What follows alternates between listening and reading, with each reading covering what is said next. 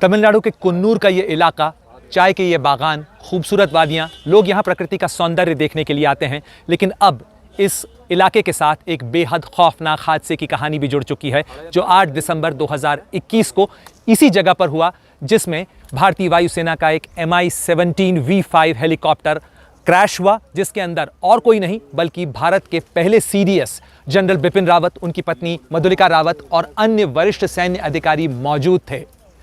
इस इलाके को देखकर इस बात का अंदाज़ा लगाया जा सकता है कि कितना मुश्किल वो समय रहा होगा जब 8 दिसंबर की दोपहर को 12:08 पर जब उस हेलीकॉप्टर का संपर्क ATC से टूटा और वो सुलूर से वेलिंगटन के रास्ते में अपना कंट्रोल खो बैठा और इस इलाके में गिरा। मैं अगर आपको दिखा सकूं तो नीचे अब भी उस इलाके में जांच की कवायद चल रही है, जहां उस हेलीकॉप्टर के टुकड़े अभी भी मौजूद हैं, उसके अवशेष हैं, आसपास जले हुए पेड़ हैं जो बताते हैं कि कितनी ऊंची लपटें रही होंगी। आसपास प्रत्यक्षदर्शियों का कहना है कि वो हेलीकॉप्टर ऊपर ही जल चुका था और जलने के बाद वो नीचे गिरा। बेहद ज़ोरदार धमाके की आवाज़ हुई और उसके साथ साथ बेहद बड़ी चुनौती ये भी थी कि किस तरीके से उस आग को बुझाया जा सके, लोगों को बचाया जा सके, क्योंकि इस चाय के बागान में ये सीढ़ीदार खेत हैं और इन सीढ़ीदार खेतों के बीच में अगर हेलीकॉप्टर गिरता है तो उसके पास न तो बचने की कोई जगह है, न पायलट के पास सेफ लैंडिंग की कोई जगह है। और इसीलिए Mi-17 V5 हेलीकॉप्टर जैसा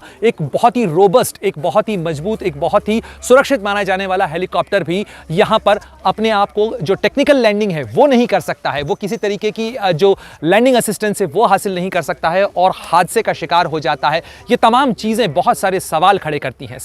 करती हैं कि किस तरीके से ये हादसा हुआ। और इस हादसे के लिए अगर हम इस इलाके को देखें तो यहाँ पे एक बहुत बड़ा फैक्टर है ये बादल जो देखने में फिलहाल सुंदर लग रहे हैं, लेकिन ये ऐसी स्थिति में जब हेलीकॉप्टर की उड़ान से ये मामला जुड़ा हुआ हो तो ऐसे में ये हेलीकॉप्टर के लिए बहुत बड़ी चुनौती बन जाते हैं, क्योंकि हेलीकॉप्टर्स जनरली पहाड़ियों के बीच में वैलीज़ में, जो घाटी का इलाका आप देख रहे हैं, इस घाटी से ही हेलीकॉप्टर मूव करते हैं और इसमें जो विजुअल रेफरेंस होता है वो बहुत महत्वपूर्ण होता है। और इवन अगर मैनुअल मोड के ऊपर अगर पायलट उड़ा रहे हों उसे तो बहुत महत्वपूर्ण हो ही जाता है। अगर ऑटोमेटिक मोड पर भी अगर हेलीकॉप्टर उड़ रहा है तो भी उसके लिए जो विजुअल पैरामीटर्स होते हैं, जो टेक्निकल पैरामीटर्स हैं, वो बहुत महत्वपूर्ण हो जाते हैं। तो ऐसे में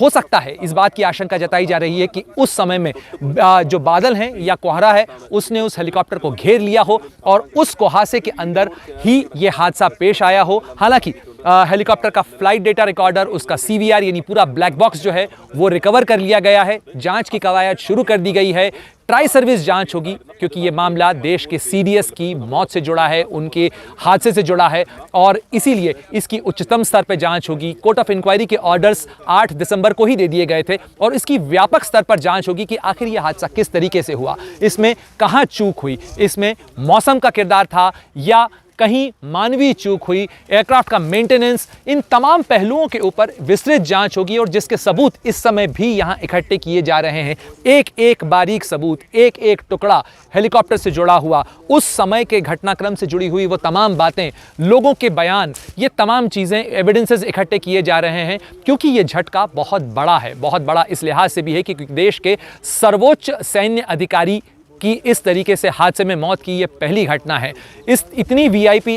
फ्लाइट, उसकी सुरक्षा, एक अनुभवी पायलट का उड़ाना और ऐसे में इस तरीके से इस इलाके के अंदर, घाटी के इलाके में, जिसके आसपास बसाहट भी है, यहाँ पर लोग भी रहते हैं, चाय बागानों में काम करने वाले लोग हैं, यहाँ आसपास चाय के बागान हैं और उसमें निश्चित रूप से पायलट ने आखिरी समय तक इस चीज़ की कोशिश की होगी कि किसी तरीके से बचाया जा सके, लोगों की जान बचाई जा सके। लेकिन चश्मदीदों का कहना है कि वो हेलीकॉप्टर जब नीचे ज़मीन पर गिरा तब वो आग के गोले में तब्दील हो चुका था। महज एक शख्स उस हेलीकॉप्टर से बाहर निकल पाने की स्थिति में था, उसके अलावा हेलीकॉप्टर के टुकड़े हो चुके थे। जो बॉडीज़ थीं लोगों की वो चार्ड थी, यानी जल चुकी थी और ऐसे में बेहद मुश्किल हालात थे, क्योंकि आग बुझाने के लिए भी खासी मशक्क़त करनी पड़ रही थी। इस इलाके में आप देख सकते हैं कि फायर टेंडर नहीं पहुंच सकता है, इस इलाके में सीधा रास्ता नहीं है उस जगह तक पहुंचने का जहां पर हेलीकॉप्टर का मलबा पड़ा हुआ है और उस मलबे तक पहुंचने के लिए, उस तक की आग बुझाने के लिए भी बहुत सारी मशक्क़त लोगों को करनी पड़ी। बाल्टियों में यहाँ से लोग पानी वहाँ लेके गए और तब करीब 2 घंटे की मशक्क़त के बाद आग बुझाई जा सकी। लेकिन वो आग तो बुझ गई, लेकिन सवालों की आग बरकरार है, क्योंकि इस हादसे ने भारत के पहले CDS जनरल बिपिन रावत को देश से छीन लिया। निश्चित रूप से ये एक बहुत बड़ी हानि है, बहुत बड़ा नुकसान है और उम्मीद है कि इसकी जो डिटेल्ड कोड ऑफ इंक्वायरी होगी उसकी रिपोर्ट इन सवालों के कोहरे को छांटेगी, इस कोहरे को साफ करेगी और सच सामने आ पाएगा। Pranay Upadhyay, Coonoor, ABP news.